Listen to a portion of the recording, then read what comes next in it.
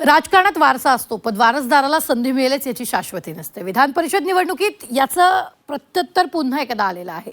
शिवसेनेच्या 3 प्रभावशाली नेत्यांच्या मुलांना उमेदवारीची आशा होती, मात्र महायुतीच्या जागावाटपात त्यांचा पत्ता कट झाला। पाहूयात खास रिपोर्ट।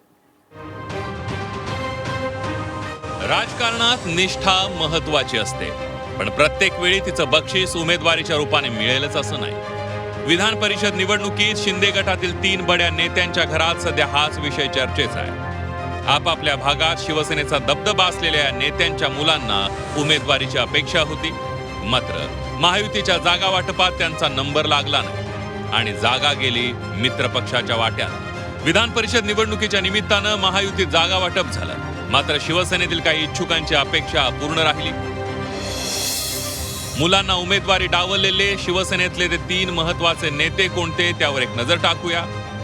जळगाव गुलाबराव पाटील, संभाजीनगर अब्दुल सत्तार, रायगड रत्नागिरी महेंद्र दळवी। त्यांच्या पुत्राच्या नावाची जोरदार चर्चा होती, मात्र उमेदवारी मिळाली नाही। यावर बोलताना गुलाबराव पाटील यांनी नियतीवर विश्वास असल्याचं म्हटलंय। पद नशिबात असेल तर मिळेलच अशी प्रतिक्रिया त्यांनी दिली आहे। काही लोक म्हणले किंवा राजकारणामध्ये आता तिकीट मिळालं नाही, अमुक नाही मिळालं नाही। बघा, जिसके नसीब में होगा तो चलकर आएगा और नसीब में नहीं होगा तो आकर चले जाएगा। त्यामुळे फिकीर नाही करायची, याच्यातही काही चांगलं होणार असेल देवाच्या मनामध्ये, त्यामुळे प्रारब्धावर विश्वास ठेवा। छत्रपती संभाजीनगरमध्येही असाच अनुभव आला। अब्दुल सत्तार यांच्याही पुत्राच्या उमेदवारीची चर्चा होती, मात्र इथे ही जागा शिवसेनेकडे आली नाही। सत्तार यांनी कार्यकर्त्यांमध्ये नाराजी असल्याचं मान्य केलं। पक्षप्रमुख आणि उपमुख्यमंत्री एकनाथ शिंदे यांच्यावर विश्वास असल्याचं यावेळेला त्यांनी सांगितलं। महायुतीचा धर्म पाळणं गरजेचं असल्याची भूमिका त्यांनी घेतली आहे। कोकणातही उमेदवारीवरून नाराजी समोर आली आहे। आमदार महेंद्र दळवी यांच्या कन्या जुईली दळवी यांनी अपक्ष अर्ज दाखल केला होता, त्यामुळे बंडखोरीची चर्चाही रंगली होती। मात्र उपमुख्यमंत्री एकनाथ शिंदे यांच्या सूचनेनंतर जुईली दळवी यांनी अर्ज मागे घेतलाय आणि कोकणातील वादावर पडदा पडला।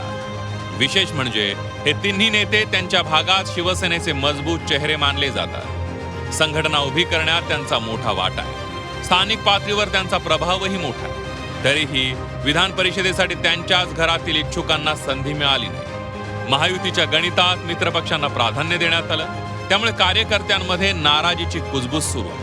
मात्र या तिन्ही नेत्यांनी सार्वजनिकरित्या संयमाची भूमिका घेतली आहे आणि महायुती सोबतच राहण्याचा संदेश दिला।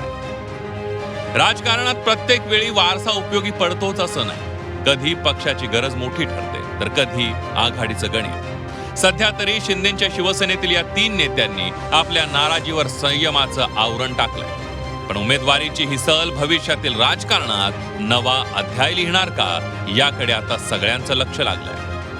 ब्युरो रिपोर्ट, झी 24 तास।